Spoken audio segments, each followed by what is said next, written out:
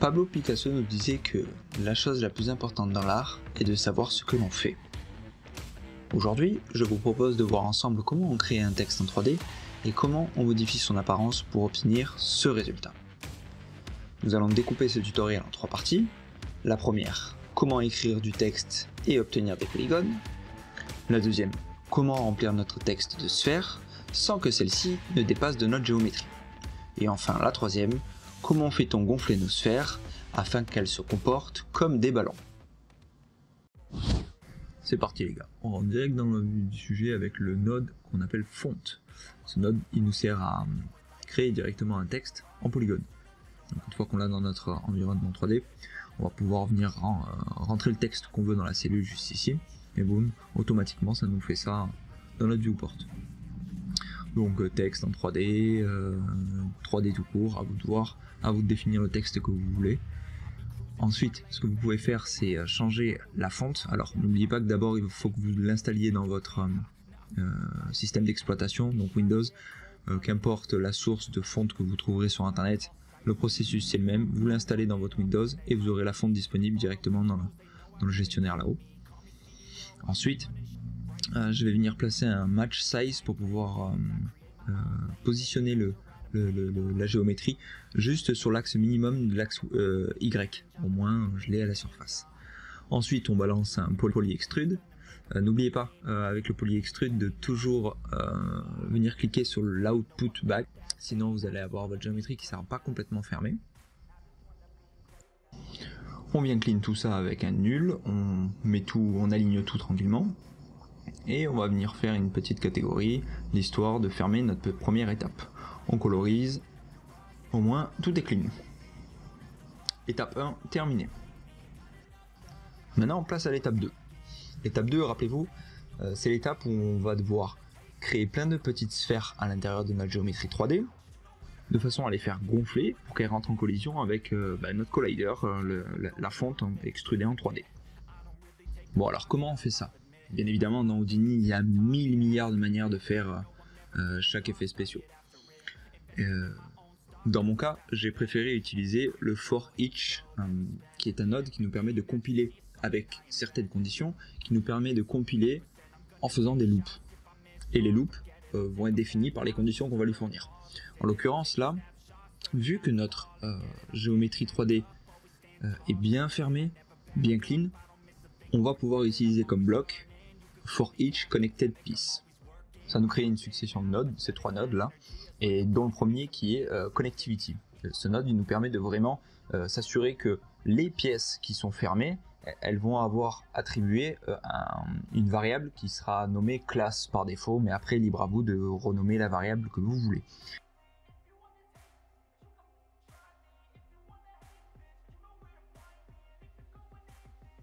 Première logique qui vient, c'est tiens, j'ai besoin de créer des points, donc je vais mettre un scatter. Alors ça peut être très bien, en effet, on va distribuer plusieurs points sur la surface, et ça pourrait être pas mal. Là, grâce au for each, sur chaque lettre, sur chaque chiffre plutôt, je vais avoir, chiffre et lettre d'ailleurs, je vais avoir 1000 points qui vont être faits sur la surface. Et donc ce qu'on va pouvoir faire, c'est venir balancer un copy to point. On le met sur le scatter en target point et une sphère classique. Je vais juste balancer un transform pour réduire sa taille, sinon ça va être énorme. Bon, voilà, on le voit. Donc on réduit un peu sa taille. Voilà, comme ça. Et là, bon, on commence à avoir quelque chose d'intéressant. Mais les sphères sont à la surface. Et moi, ce qui m'intéresse, c'est que ça soit à l'intérieur et non pas sur la surface de la géométrie. Je veux que ça soit vraiment à l'intérieur de la géométrie. Donc le scatter, c'est pas forcément la meilleure option dans ce cas-là. Donc ce qu'on va faire à la place, c'est qu'on va remplacer ça par un RBD matériel fracture. RBD matériel fracture, c'est pas plus qu'un Voronoi. C'est un node qui a été bien travaillé pour faciliter le travail des fractures d'objets pour le bois et tout le reste, mais là on va s'en servir pour une autre option. Donc je retire un niveau de détail, un seul ça suffit. Là on peut rajouter le nombre de points, on peut rajouter les variations, les seeds de points, Et ce que je vais faire, c'est que je vais venir récupérer un extract centroïde, ce qui va me permettre de chaque pièce du Voronoi venir récupérer son centre et me le sortir en point.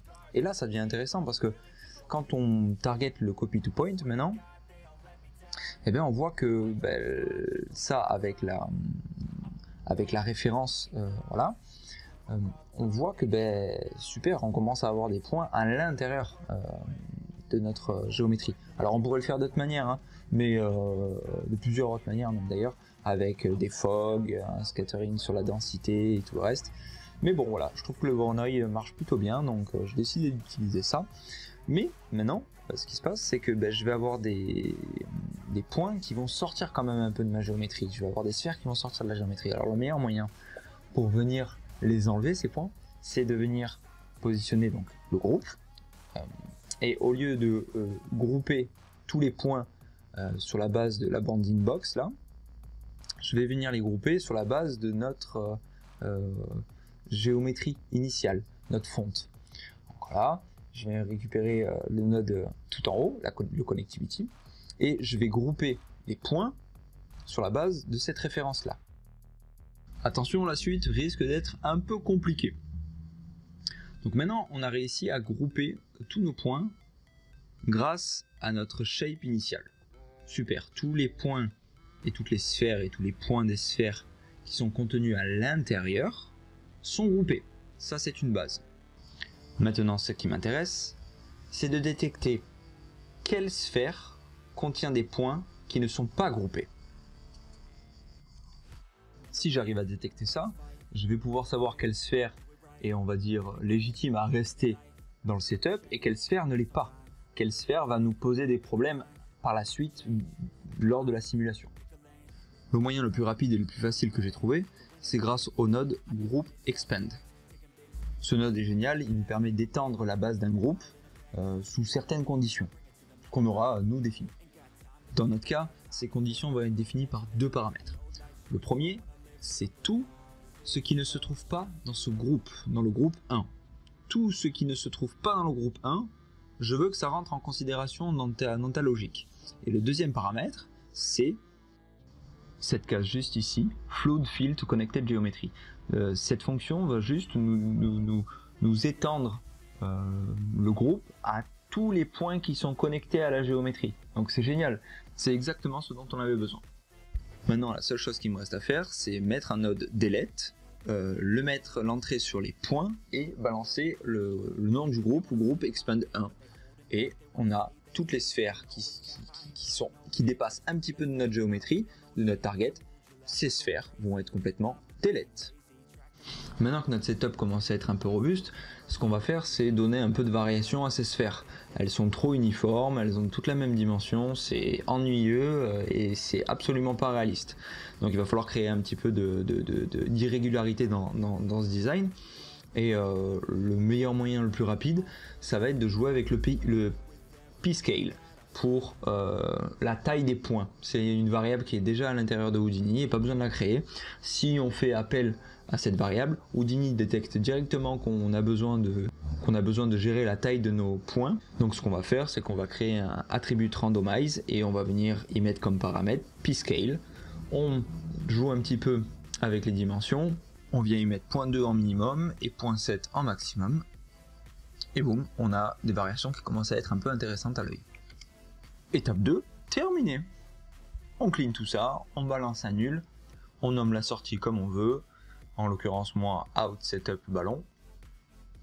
On colorise tout ça, on met les fenêtres et c'est parfait. Avant de passer à l'étape 3, n'hésitez pas à revenir sur les paramètres initiaux du Voronoi. C'est maintenant qu'on va pouvoir ajuster comme on veut tous les paramètres et la disposition des points, comment elles vont se répartir dans cette fonte.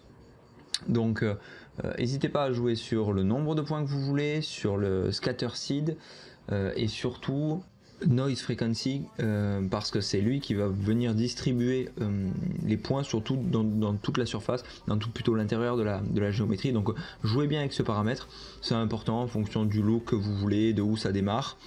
Voilà, jouez bien avec ça, faites vos créations à vous de votre côté avec ces paramètres-là.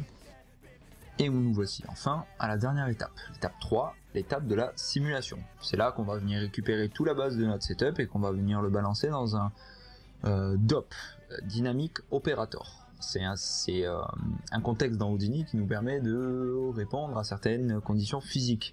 C'est un environnement où certains paramètres comme la physique prennent place, comme les fluides, les smokes, voilà, c'est ici que vous allez pouvoir traiter toutes les simulations.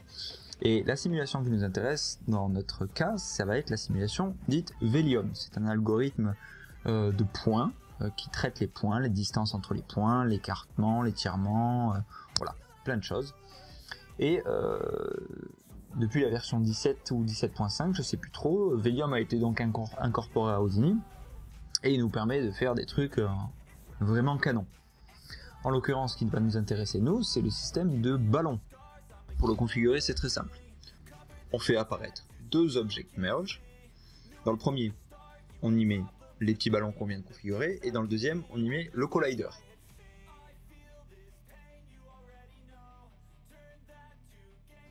Dans un second temps, on vient ouvrir le paramètre des nodes et on tape Velium Balloon. Quand on clique et qu'on l'active, Houdini nous positionne directement deux nodes, le node Close et le node Pressure. Dans un troisième temps, on vient réouvrir les paramètres de node et on vient taper Velium Solver. Notre setup est carré et il est fonctionnel. On reste sur le Velium Solver et on se dirige dans l'onglet Solver. On met deux substeps, Constraint Itération on en met 8. La force pour le moment on va la laisser, je vais vous montrer le système en activité. On vient positionner notre collider sur cette troisième entrée. De cette manière, en fait, tout le système va passer de point en point jusqu'à notre solver et on voit que notre collider rentre bien jusqu'au bout dans notre solver. Et ce contour bleu que vous voyez là, c'est la visualisation de notre géométrie. Dans la simulation, il n'existera pas, mais fonctionnellement, dans notre Dynamic Operator, il est présent et il permet à nos sphères de venir s'écraser sur notre collider. Maintenant qu'on voit que notre système est fonctionnel, on supprime la gravité, on ne va pas en avoir besoin dans cette simulation. Et on va voir ensemble comment on fait gonfler ces ballons dans le temps en mode dynamique. Donc pour ça, il faut venir double-cliquer à l'intérieur du Velium Solver. Et là, on va se retrouver dans le contexte dédié aux forces.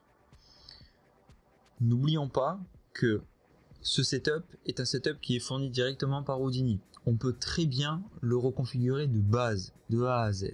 Ça prendrait un peu plus de temps, mais il y aurait moins de superflu, moins de nodes, comme vous le voyez là, dans tous les sens. On pourrait le faire de manière beaucoup plus simple que ça. Dans un souci de gain de temps, j'en passe par cette mise en place déjà faite à merveille par Houdini et par les équipes de Houdini, mais en gros, voilà. On va se focaliser sur le contexte force parce qu'il n'y a que celui-ci qui nous intéresse dans notre exemple et on va venir rajouter dans ce contexte le Velium Constraint Propriety et on va venir s'intéresser juste à une seule propriété, le Rest Length Scale. C'est ce qui va nous permettre en fait de récupérer la forme initiale des sphères et venir les gonfler. Faire dire à notre simulation, ok, tu vois la forme que nos sphères elles ont, et bien dans le temps, quand la simulation va se lancer, tu vas venir te rappeler de cette sphère initiale, de la forme de chaque sphère, et tu vas venir les gonfler, les gonfler, les gonfler. Donc pour ça, on va venir animer ce paramètre et commencer à 1 et finir à 100. On vient y rajouter en plus une petite modification de l'animation pour qu'elle démarre relativement rapidement au début et qu'elle se stabilise sur la fin, de manière à avoir un gonflage de ballon relativement dense au début. Et on va commencer à lancer la simulation. Et en lançant la simulation, on voit que bah là, ça part complètement en sucette. Tous nos ballons, on dirait plutôt des morceaux de papier chiffonné que des ballons qui grossissent d'une bonne manière, on va dire ça comme ça. Il y a 3 raisons qui expliquent ce phénomène et on va les voir ensemble. La première, c'est qu'on n'a fourni aucun groupe à notre gonflage de ballon. Alors que nous, ce qu'on veut, c'est rajouter de la pression à l'intérieur de notre ballon, de la pression d'air, comme si on était réellement en train de les gonfler à la bouche. Et, génial, quand on a configuré Velium Ballon tout à l'heure, Houdini nous a positionné deux nodes, un nommé close, paramètre close, et l'autre nommé pressure. Et la pressure, c'est la pression. Donc ce qu'on va faire, c'est qu'on va aller s'intéresser un petit peu à ce node pressure, et on va venir descendre jusqu'à l'onglet stretch, et venir cliquer sur Output Group. Ce que ça va nous faire là, c'est que toutes les contraintes liées à la pression et à l'étirement de la pression vont être stockées dans ce groupe qu'on vient de créer à l'instant, grâce à cette fonction. Ce groupe, on va le renommer, on va juste y rajouter un P juste avant pour pression de l'étirement, P stretch, et on va venir le récupérer en retournant dans le Velium Solver, en activant le groupe et en le mettant juste ici. Ce qui va se passer là, c'est que on est en train de spécifier à notre propriété de gonflage qu'elle ne va opérer uniquement dans le groupe P stretch, nulle part autre. On réactive la simulation. Et là, il se passe rien. Mais d'une certaine manière, c'est très bien, parce que, souvenez-vous tout à l'heure, ça partait en chiffonnade dans tous les sens, et c'était pas bien. Voilà pour la raison numéro 1. Maintenant, on va passer à la raison numéro 2, qui se trouve directement dans les paramètres de la pression. En gros, ça va être sous l'onglet Stretch, donc dans la catégorie Stretch, il y a un paramètre en dessous qui s'appelle Stiffness, et la Stiffness, c'est la raideur de notre surface. En gros, plus le chiffre est petit, moins les points vont pouvoir se séparer les uns des autres. Plus notre matière va être raide. Pensez à un élastique extensible, plus on tire sur l'élastique, plus il est résistant et plus la tension est forte, moins on arrive à l'écarter. Là c'est un peu pareil, plus le paramètre est bas, plus ça va être dur d'écarter la géométrie, et donc elle va tenir, elle va garder sa forme initiale. Alors qu'à l'inverse, si on augmente drastiquement le chiffre de la stiffness, la surface va être extrêmement molle et va pouvoir s'étirer quasiment à l'infini. On met donc ce paramètre au max et on lance la simulation. Et là on voit que ça y est, enfin on commence à avoir nos ballons qui commencent à bouger. Alors c'est pas super beau, mais ça va être pour la dernière raison, on va y venir juste dans quelques instants, mais voilà, ça y est, maintenant on recommence à avoir du résultat, un truc qui part pas dans tous les sens, c'est pas mal. Et enfin le dernier point, qui est l'un des fondamentaux de la 3D, on l'a déjà un petit peu vu tout à l'heure avec la taille de nos sphères. Il faut impérativement toujours, dans quasiment tout ce que vous allez faire en 3D, toujours rajouter de l'organique, quelque chose qui n'est pas forcément régulier. Il faut toujours un petit peu d'irrégularité dans tout ce que vous faites. Et là, si on regarde attentivement, on se rend compte que toutes les sphères qu'on a créées, elles ont toutes la même topologie. Ce qui veut dire que tous les points sont positionnés exactement au même endroit tous. Et ce qui se passe, c'est que quand on fout ça dans un dynamic operator, le dynamic operator, lui, il est bête et discipliné, il va traiter les points presque d'une certaine manière tous pareils. Et si la topologie est la même pour toutes nos sphères vont se déplacer à peu près de la même manière. Donc ce qu'il faut faire, c'est casser cette routine, casser cette topologie identique grâce à un remesh.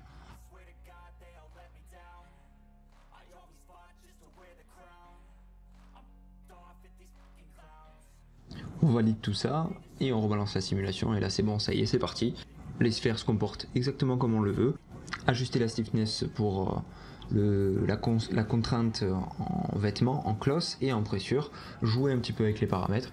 Éclatez-vous, à partir de là normalement tout devrait tenir la route et il vous reste plus qu'à créer. Voilà les amis, c'est tout pour aujourd'hui. J'espère que cette vidéo sur les textes 3D vous aura plu, avec un petit bonus de simulation en Velium sur Houdini. N'hésitez pas à me dire si vous avez kiffé. Tenez-moi au courant et je vous dis à bientôt dans une prochaine vidéo. Ciao ciao les gars.